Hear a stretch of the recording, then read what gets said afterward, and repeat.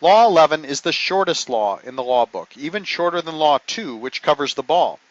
The language used to explain offside is very precise. The challenge of offside is not in the explanation of the law, but its application. To start with, we need to define offside position. A player is in offside position when he or she meets three requirements. The player is closer to the attacking goal line than the second to last defender. The player is closer to the attacking goal line than the ball. And the player is in the attacking half of the field. Let's look at some graphics to better illustrate the principle of offside position. In this first example, the attacker is in the attacking half of the field. The last defender is the goalkeeper, and the second to last defender is here. You can clearly see that the attacker is closer to the goal line than the second to last defender. The ball is up closer to the halfway line, so the attacker is clearly in offside position. This is the simplest and most common illustration of offside position. In this next example, the attacker is now closer to the offside line, much closer to the second to last defender. As you can see, from this angle, it becomes extraordinarily difficult for the referee to judge offside position. In the first example, the referee can see the lines on the field and judge distances to almost make the call himself. But in this current example, the distance that the attacker is past the second to last defender is so small, we need to find the right angle to make the correct judgment. Therefore, this becomes the primary function of the assistant referee, and also why it is so crucial for the assistant referee to remain even with the second to last defender or the ball at all times. More on that momentarily. In this situation, the attacker is even with the second to last defender. In order to be in offside position, the attacker must be closer to the goal line than the second to last defender and the ball. So in this situation, the attacker is not in offside position. If we look at this more closely, FIFA defines closer as any body part which can legally play the ball. If the attacker's head, foot, leg, or body is closer than the goal line than any other part of the defender, he is considered to be closer to the goal line. However, if the attacker's arm or hand is closer, these body parts cannot legally play the ball, and therefore we would not consider the attacker to be in offside position if only the hand or arm were closer. In this situation, the attacker is even with the last two defenders. This is not offside position, regardless of which one of these two defenders may be the second to last defender. If the attacker is even with both of them, he is not in offside position. In this example, the attacker is closer to the goal line than the second to last defender, but he is not closer to the goal line than the ball. An attacker may be behind the ball or even with it, and is then not in offside position. Even if the attacker is beyond both of the last two defenders, if the attacker is not closer to the attacking goal line than the ball, he is not in offside position. Finally, remember the final requirement for offside position is that the attacker has to be in the attacking half of the field. Here we see an attacker ahead of the ball and ahead of the second to last defender, but in his own half of the field, and therefore the attacker is not in offside position. Looking at this more closely, we have to define the halfway line as part of the defending half of the field. An attacker who is touching the halfway line but has no part of his body over it is not considered to be in offside position.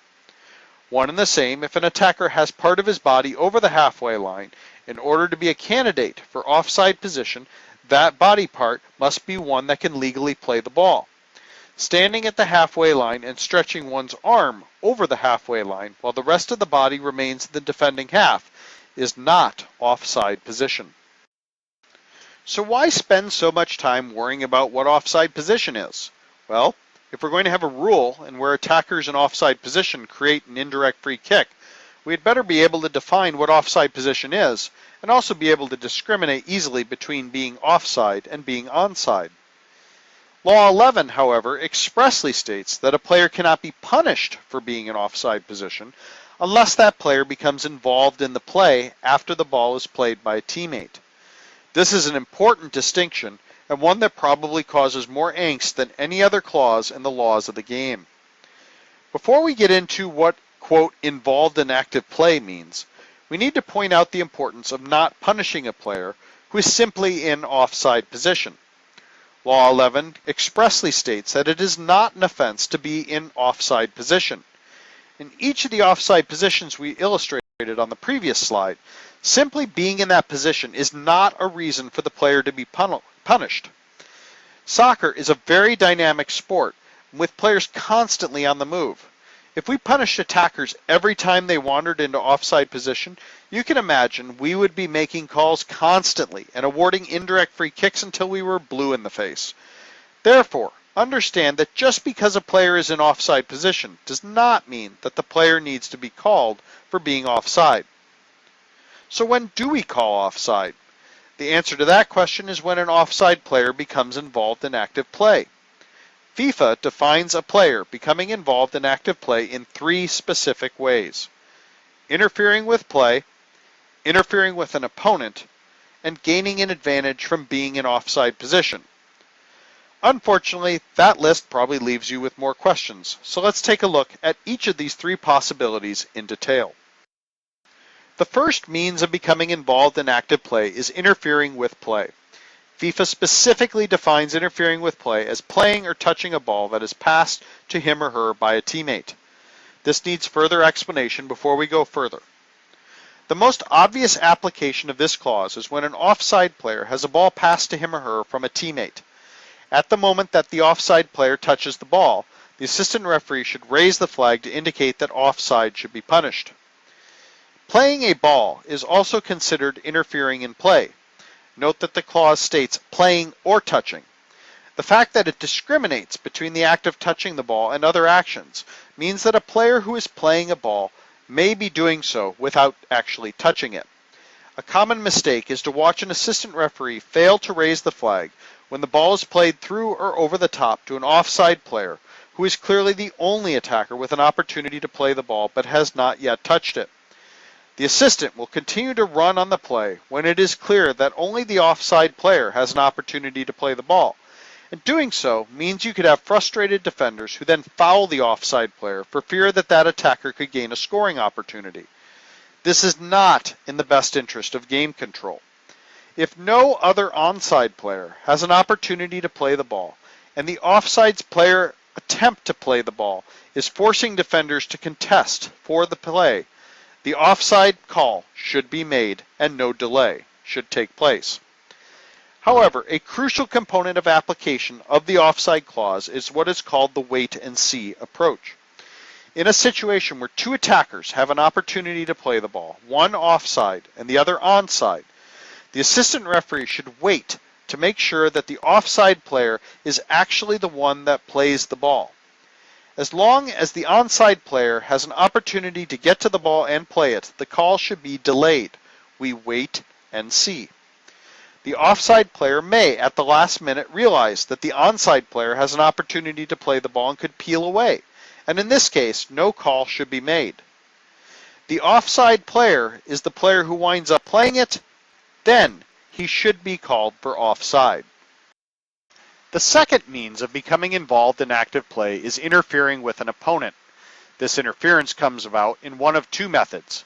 More commonly, obstructing the view of an opponent so that they can't see the ball, such as standing in front of the goalkeeper while in offside position to make it difficult to see an incoming shot. Or, from an offside position, physically impeding an opponent from being able to move to the ball. The first method, as previously mentioned, is the most common means of interfering with an opponent. Typically, an attacker drifts into an offside position and winds up standing in front of the goalkeeper, at which point a teammate hits a shot that the goalkeeper cannot see because of the offside player. This is becoming involved in active play, and the attacker should be penalized for offside. The second method is rather rare, but consider a pass played into space, away from an attacker who is in offside position, perhaps intended for a different onside attacker. A defender might have a chance at challenging for the ball or perhaps gaining a good defensive position once the onside attacker reaches the ball. However, the offside attacker's position interferes with the defender's ability to get into position. Again, the offside attacker has interfered with an opponent and should be called for offside. The third and final means of becoming involved in active play is by benefiting from an offside position. Specifically, this will be a situation where the offside player gains access to a rebound or deflection that was originally played by a teammate due to the advantage gained from being in offside position. There are several such possibilities. The most common means of this third clause coming into play involves a shot by a teammate with an attacker in offside position but not obstructing the view of the goalkeeper. The goalkeeper may save the shot but spill the rebound, or the ball may deflect off the frame of the goal. At this point, the offside attacker, offside when the ball was struck by his teammate, reaches the rebound first and scores. The attacker has gained an advantage from the offside position and should be called for offside. A second possible means is from a simple deflection from a defender, not the goalkeeper, that rebounds to the offside attacker. Here the attacking team plays a lateral pass to an onside attacker. The defender has the ball hit him in the back, at which point it bounces to a third attacker who is in an offside position. The offside player has gained an advantage from his position, and the offside call should be made.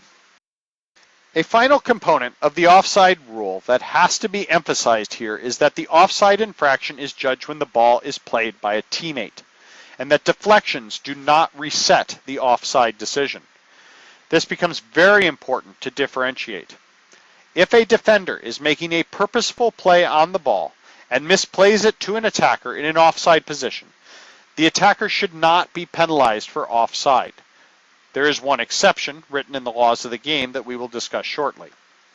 However, if the defender simply deflects the ball, such as sticking a leg out to block a pass or a shot, and the ball takes an uncontrolled deflection, this does not reset the decision, and if that ball deflects to an offside attacker, the attacker should be penalized for offside.